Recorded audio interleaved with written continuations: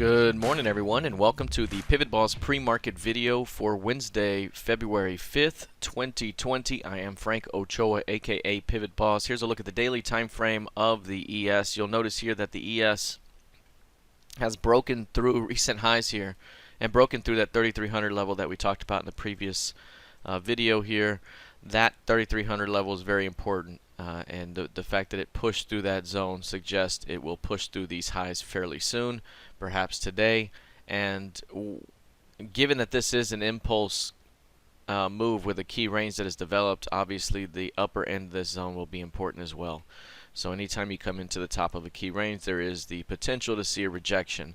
So price could push through here, but by the end of the day, close back below this level, and that could suggest a return back to the mid and perhaps even lower, or that could be it, and it just continues onward. So again, keep an eye on this zone right here as it comes into new highs. Overall, this market remains very bullish and continues to remain within the bullish uptrending structure. 3,300 continues to be a key level here, and because it pushed through it, again, coming back to it could still be an opportunity for bulls to defend. All right, let's take a look here at the NQ now. You'll notice here with the NQ that this one got a very powerful push higher in the previous session, breaking through the previous month's highs, new all-time highs here as it pushes higher and stretching it further. So this one got a much more profound move to the upside. It has taken the FOMC key level bid now, and it looks very, very bullish, obviously. Nice, clear, uptrending market, obviously top of the channel. So it could rotate back down at some point and still continue higher. That's something we talked about over here during these days, was watch for a pullback, because if it does, it could be a buy back up. And that's kind of the same type of thing we saw recently. So while this thing remains bullish and could continue higher overall, any pullbacks could still be a buying opportunity. Even if it's a shallow pullback back to 9,300 or just below, that could still be a buy. It could be a bit deeper here to retest the FOMC and still perhaps be a buy given the overall trending market we're seeing right now. Again, on a day trading perspective here, this market remains strong and continues to hold above the VWAP, which is trending higher, and above previous sessions highs. So this thing remains bullish. Watch 94.20. A break below that could suggest a bit of a pullback on an intraday basis. All right, taking a look now at crude oil.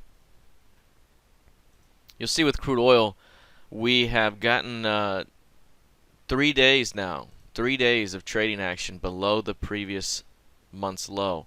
And this is not only just the previous month's low, but I mean these are the lowest lows we've seen in a year.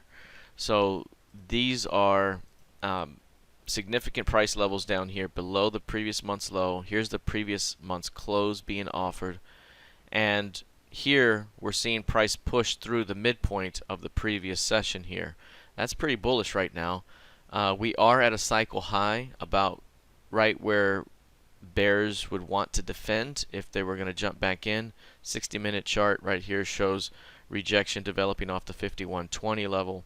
And again, any breakdown on an intraday basis in crude, say below 50.5, could open up another round of weakness here. But these 3 days right now are going to be very important, as those 3 days, again, they've traded below the previous month and previous month's close and low here, and that little box there could lead to a big squeeze here if this thing starts to push higher. It also, if it can't get above those levels, you know, again, expansion could go in either direction. But right now, the fact that it is outside of range, below prior range, and trying to push back up, again, there could be a pretty impressive bounce that occurs, and at the very least we'd be looking for something back toward 57 over the course of the month, and then perhaps even higher over the course of several months.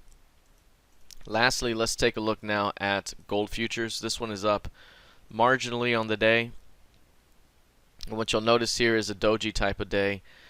This one really sold off big. It gave up the 1565, 1570 zone in the previous session, gave up the midpoint of the previous month's range, and heavy selling pressure came in. Today's high is also the bottom of the pivot range there, and again, that all suggests more weakness here for this one. So this one could be looking at much more weakness ahead. One thing we talked about with gold yesterday in the pre-market video is keep an eye on this level, because that's the main level right there. That's the midpoint of the previous month's range, and if it closes below it on a day basis, it opens up a move back toward the previous low. It could push below it and reject, but it needs to reject by the end of the day, and in many cases when it closes below, it tends to continue lower. So we'll see how this plays out, but right now that is the level to watch. That is the main pivot, and bears are defending it for a shot at a continuation toward this low here, which is around 1530s, and perhaps even as low as 1525. So that's the next move, unless price can close back above that pivot there. Alright, that is it for now. We'll see how this develops heading into the rest of the session. Good luck, trade well, and I'll see you in the trading room. Take care.